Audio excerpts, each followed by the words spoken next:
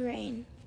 So, Frances, said a girl I knew from a history class, Jess, leaning over her chair to talk to me from a different table. If you're Toulouse from University, who's the voice of radio silence? Is it your friend Aled? It was the 4th week of September, a Wednesday.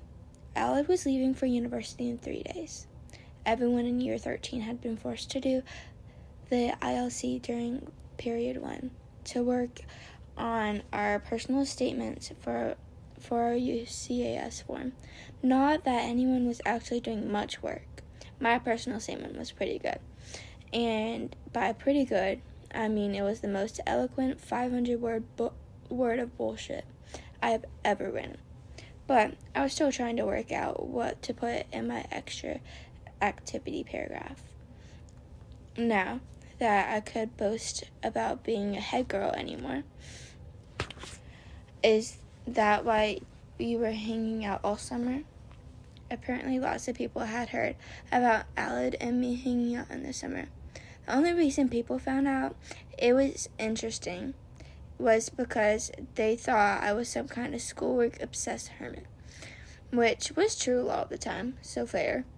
I considered lying to Jess, but I panicked pressure, so I just said, I can't, I'm not allowed to say. Do you live in the same village? Said another girl who was sitting next to Jess. Well, yeah, I said. Suddenly, everyone within a 5-meter radius was looking at me. Because, since you're working on this show now, you must be pretty close to the actual creator. I felt my palms actually starting to sweat. Well, that's not necessarily true.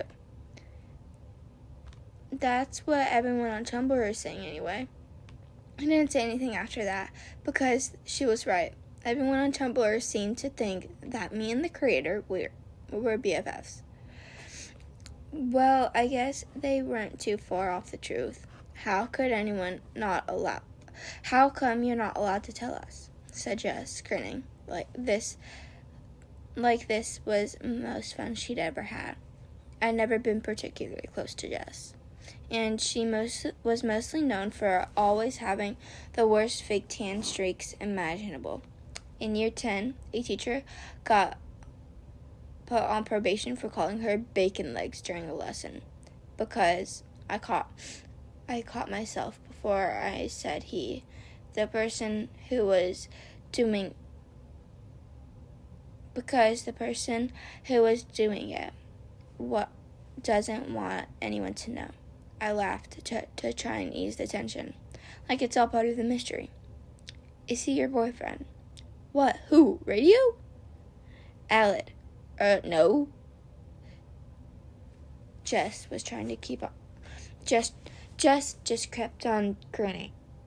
The people listening had started to look away, chatting amongst themselves. Wait, are you talking about Aled last? Someone chipped in from the opposite end of my table.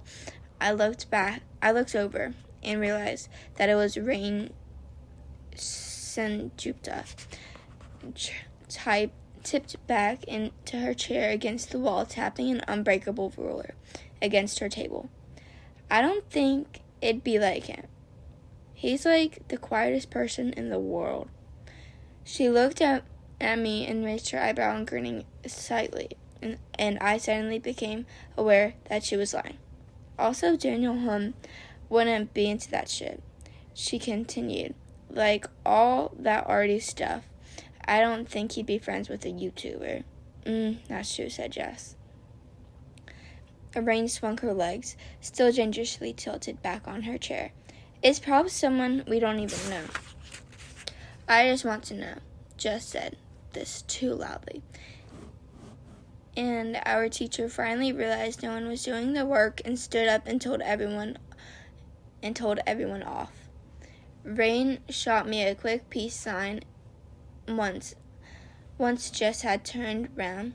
Then, and I wasn't sure whether it was the stupidest or the coolest thing I had ever seen, and I had glanced out of the paper in front of her which should have been printed out draft of her personal statement, but was instead totally blank. When I went to talk to her at the end of the lesson, she'd already left the room. I didn't see her again until after school, when she was walking down the road, literally 3 steps in front of me. I was going that way in any case toward the train station. Normally, I'd avoid any possibilities of running into people I only vaguely know, but I don't know. Maybe I was imagining that look she gave me in history. Rain! She turned around. I would have killed for her hair. My hair corkscrew, curly, and would look crap with an undercut, even though I tied it up every day anyway. "Oh, hey," she said. "You all right, mate?" "Yeah, I'm good, thanks," I said. "You?" Shattered TBH. She looked at it as well, but most of us were like that, so I was looking for you at lunch. She laughed. Her smile seemed like she knew something she shouldn't. "Oh, sorry, I have detention, like every lunchtime." "What? Why?" "Well, my results were a bit shit." "Yeah."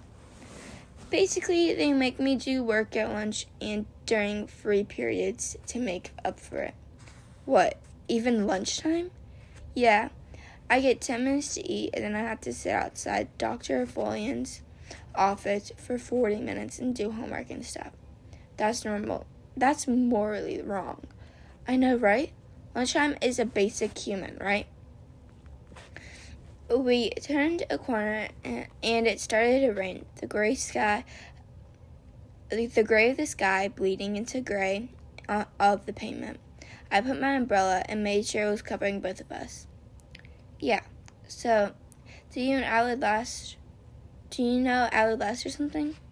It kind of looked like you were lying to Jess's face, which was hilarious, by the way. She looked up and nodded. "Oh my God, I actually cannot stand that girl." "Wait," she snapped with her head toward me. "You're not close friends with her, are you?" "I don't speak to her that much," I said. "I don't speak to her that much. All I know about her is the bacon leg incident." "Oh my God, bacon legs? I heard about that. That's totally what I'm going to call her from now on." She shook her head, like a little grinning. "Yeah, I just hate how she has to know, like, all the gossip all the time. She really doesn't care about each other's feelings." Classic bacon legs. There was a pause. I suddenly realized that Rain was starring instantly across the road. I followed her gaze to find out she was staring at a golden retriever on a walk with his owner. I looked back at her and her eyes snapped down into mine. "Oh, sorry. I just love dogs, seriously. If I had one wish, it would be for a dog." Anyway, I let out a laugh. She just said whatever she wanted, whenever she wanted. Incredible. Alad Last. "Yeah. Daniel Hunt told me about his YouTube thing." I asked her. "Seriously?" "Yep." Rain laughed. "He was proper smashed. And it's always me who looks out after people when they get, like, really drunk. When you need someone to make sure that they just don't choke on their own sick. When we were at some party, and he just started talking about it." "Jesus, do you know if Alan knows?" Rain shrugged. "No idea. I don't talk to him. I don't even watch the videos, so I don't think it matters.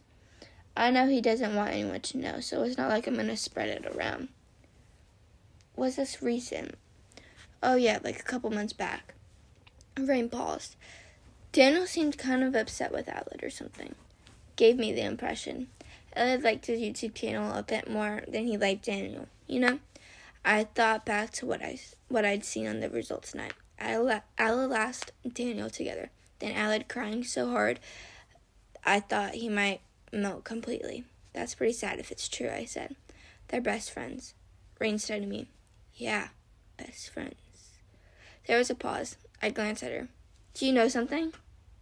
She smiled broadly. Do I know that Aled and Daniel are fucking on the down low? Yeah, mate.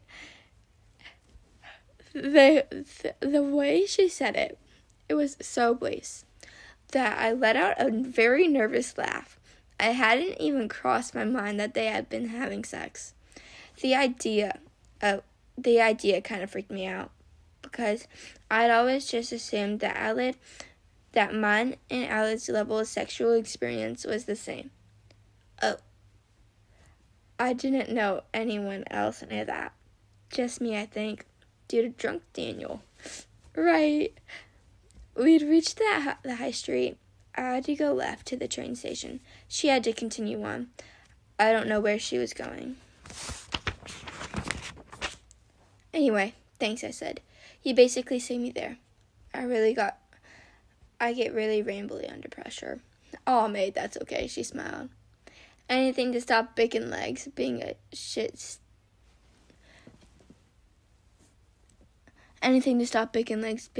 steerer. And like you haven't been too chatty lately. You seemed a bit zoned out. I was surprised that she noticed anything about me. Ren and Maya and our friends barely paid attention to me at all. Oh, I said, just a lot of stuff going on. All of the university stuff. Yeah, it's just a lot. Online and now people in real life. It's stressful. Aww, she gave me a sympathetic look. Don't worry, people will stop talking to you eventually. I chuckled. Yeah, eventually.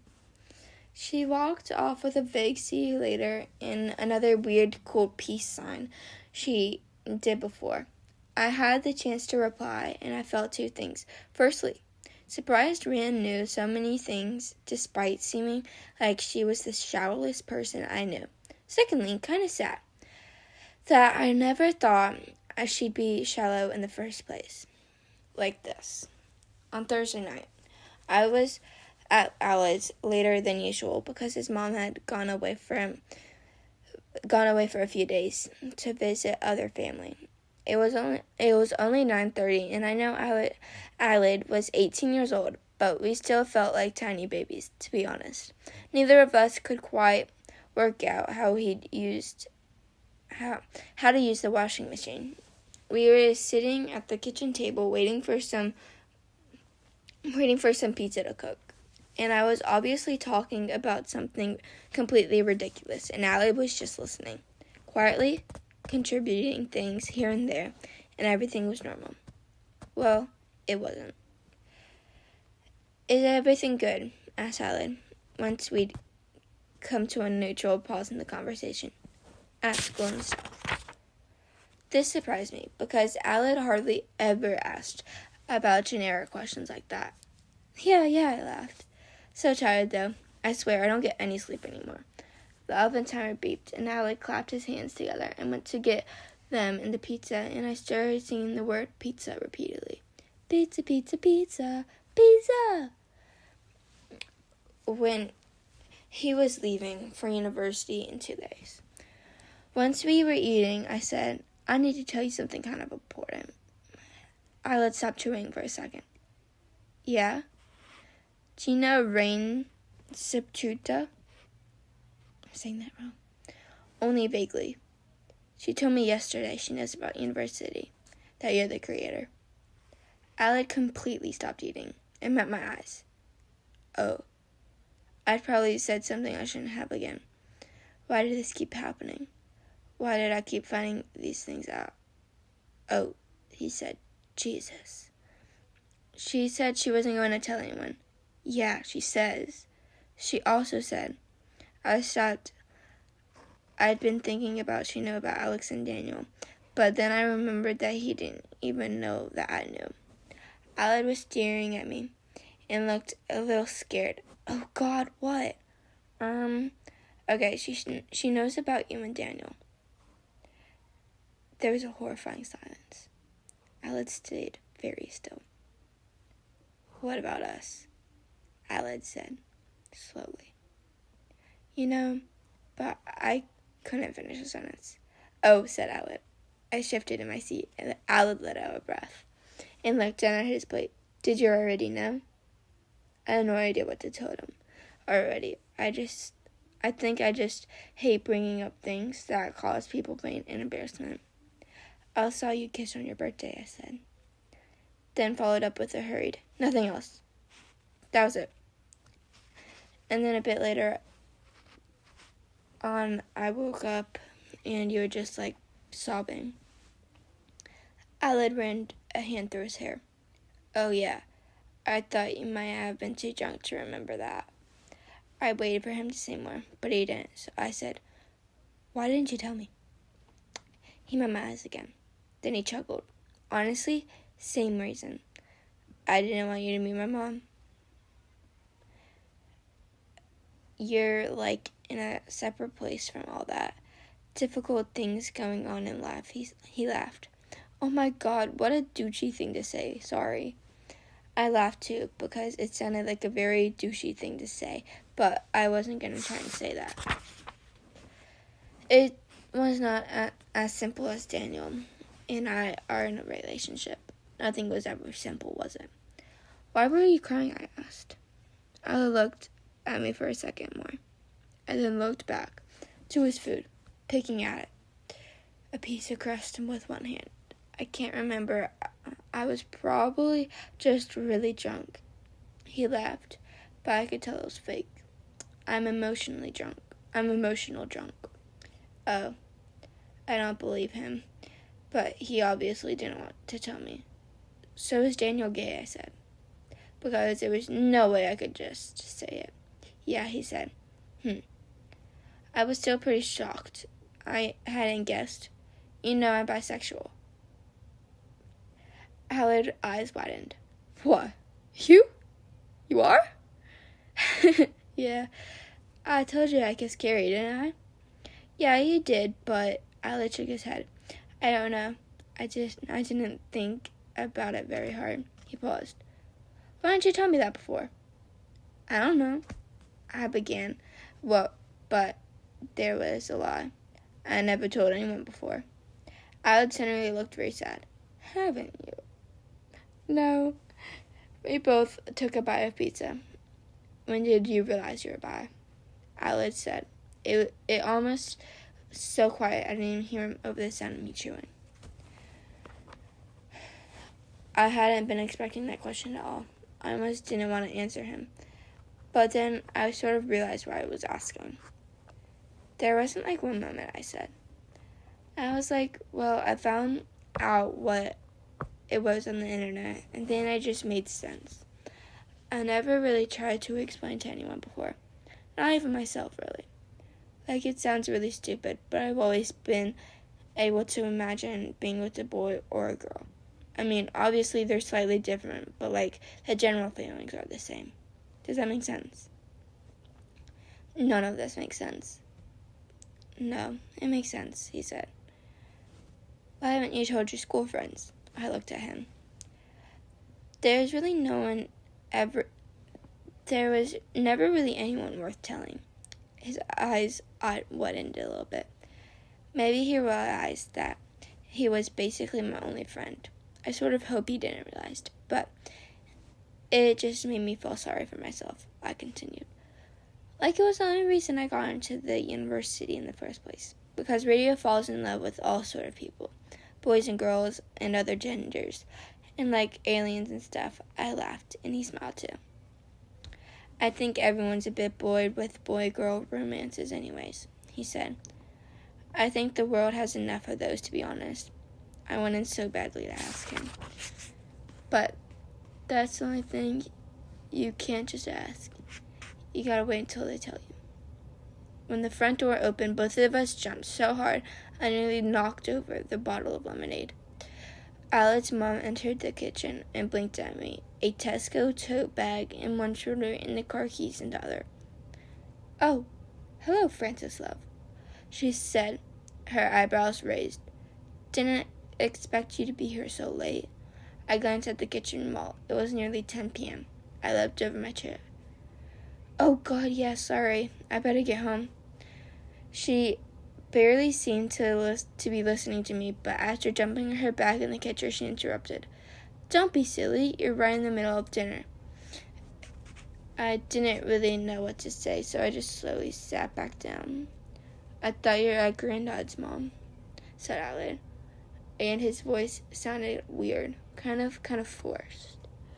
Well, I was, darling, but then I got a few bits and bobs to be getting on with this weekend. She launched into an unnecessary long explanation of Alad's grandparents' weekend plans.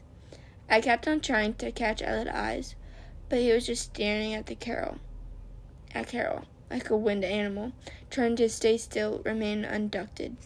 She started doing some washing up, and then for the first time since she entered the room, she glanced toward her son.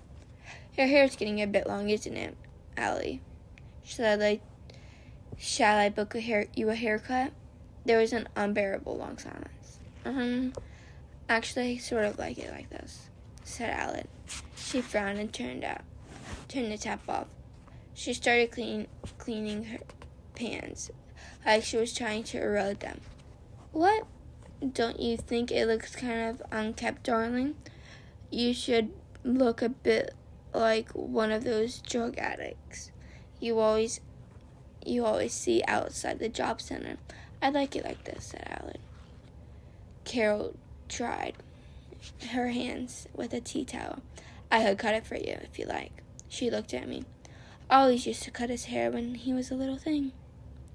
Alad didn't say anything, and then to my absolute horror, Carol laughed, grabbed a pair of kitchen scissors from the counter, and started walking with them toward Alad. No, Mom, I'm fine. Look, she said, I could just chop off the ends for you. And when I take but 2 ticks. It's honestly fine, Mom. You look so much smarter, Allie. I didn't think it was going to happen. I could see it possibly about to happen, but I didn't think there was any way it would really happen. This was real life, not some TV drama. No. No, Mom, no, don't. She literally took a chunk of Alad's hair and cut about 10 centimeters off.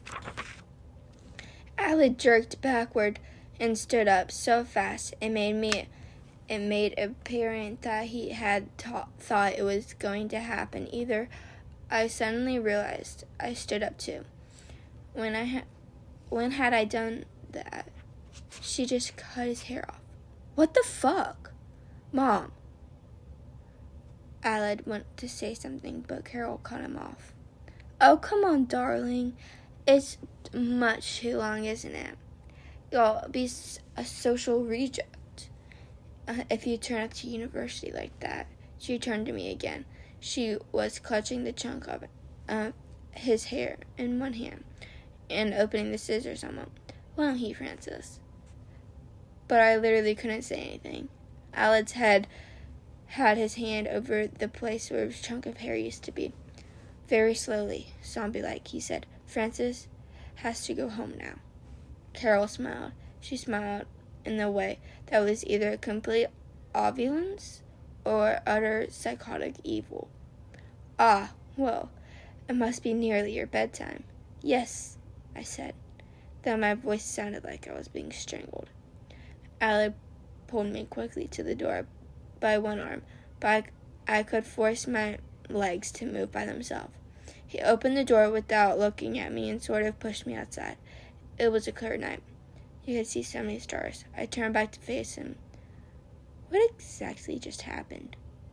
Alad moved his hand away from his hair, and as if things couldn't get bad enough, the dark blonde was stained with red. I grabbed his hand and turned it over, then cut running down the middle of his palm from where he had attempted to bat the scissors away. He wrenched his hand back. It's fine. She's always like this. Does she hurt you? I said. Tell me she hurts you right now. I'm serious. No, I swear she doesn't. He waved his injured hand. This was an accident. That's not right. She just, what the fuck? I mean, it's fine. Just go home. I'll text you later. Yeah. But would she? This isn't what she does. She's just playing a game. I'll text you later. No, I don't want to talk about it now. Aled. Well, I fucking don't.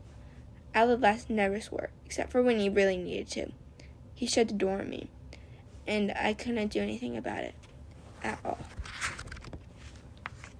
University.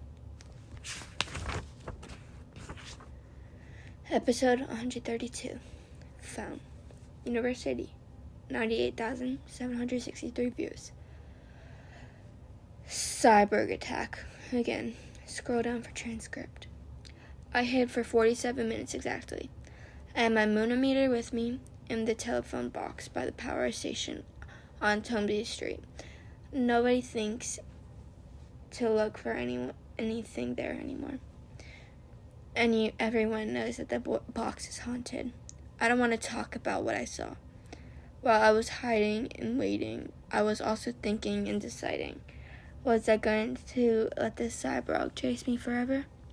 Was I going to have to turn my back for every 2 minutes to check for those marble eyes spinning circuits? No. There was no way to live like that.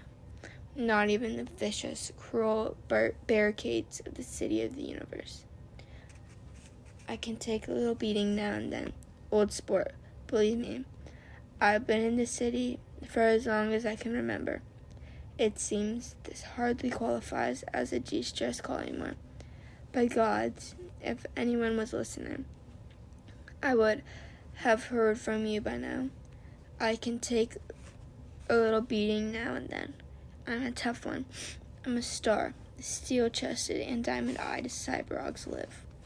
And then they break. But I'll never break. Even when my bone dust drifts over the city walls. I'll be living and I'll be flying. And I will wave and laugh.